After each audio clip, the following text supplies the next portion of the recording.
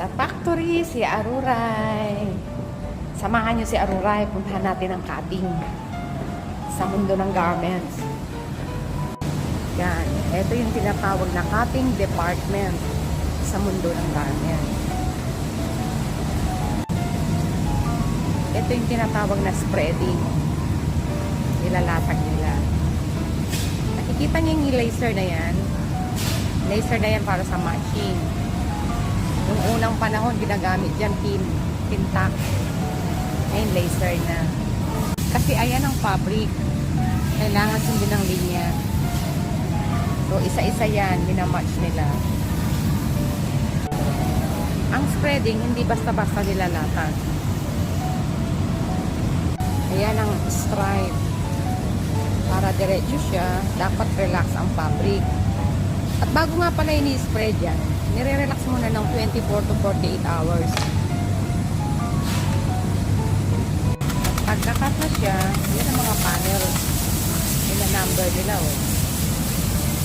Para pagdating sa sewing, number to number.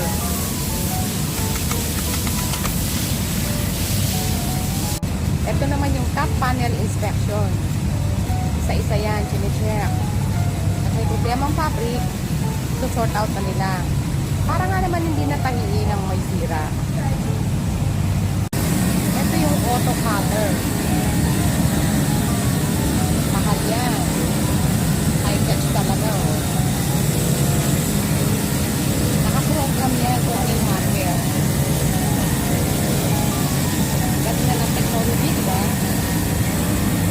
Auto cutter. Ito naman yung manual cutting. Talaga. Yan ang sinaunang panahon talaga. Kita nyo, naka-gloves siya. Yan ang safety. Metal gloves. Mayaman ang factory nito. High touch. Ito naman yung auto spreading machine. Mostly, applicable lang po dun sa mga non-matching. Mga solid. Yan. Printing. Nakikita nyo, nire-relax nila ang fabric, oh. Hindi basta-basta. Hindi siya pwedeng loose, hindi siya pwedeng tight. Yan yung number instruction.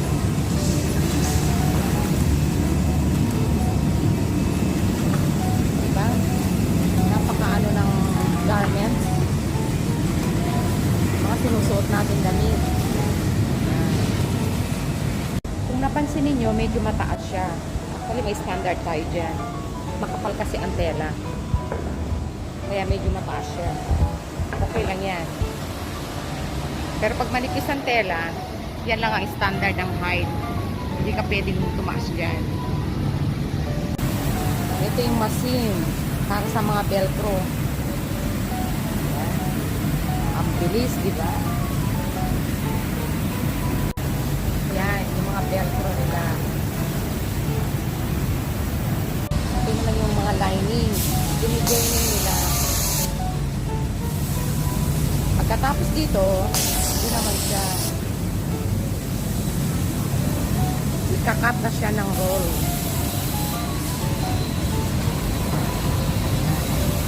Naka-roll na siya. Yan ang finish.